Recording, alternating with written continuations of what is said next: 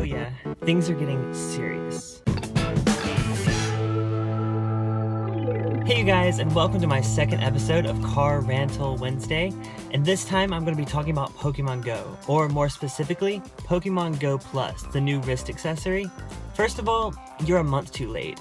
Sorry Niantic or Niantic or however you're pronounced, but this app came out way too early and lacked a lot of the features that it should have had from the beginning.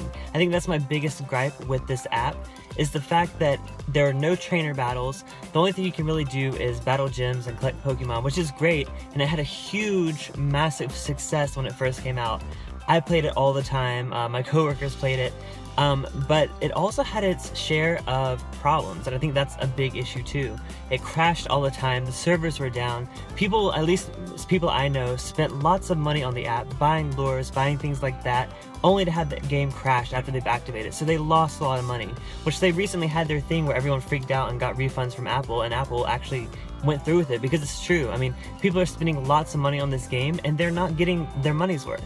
So I think that's one of the problems, and the fact that they're coming out with this new wrist accessory, which again is cool and would have been great if they launched it with the game. They would have made a ton of money. Like, I would have bought it, I know tons of people would have bought it, but the thing is, the hype for the game just kind of died down, and I think that's in part to the fact that the game hasn't had any significant updates other than, I mean, the buddy system is now cool, which I tried to open it up before I did this video, couldn't get the game to load, so it just kind of goes with what I was saying. But it's just, the things they're changing aren't the important factors. We want trainer battles. I think one of the things I would love to see a turn-based battle system like in the Pokemon games, where you battle with your friends and, you know, you attack, you use potions, you use things like that. I think that would make the Pokemon franchise just skyrocket. Like, having turn-based battles with your friends would be the coolest thing. And especially if they utilize this accessory in a way that you can kind of use it to kind of connect with people.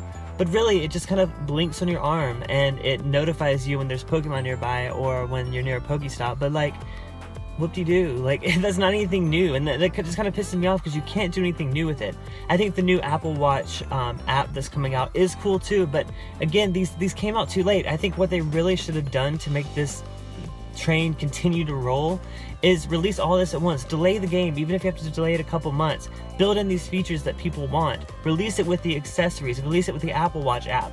And that hype will continue to grow over time, instead of grow significantly and then just drop down completely.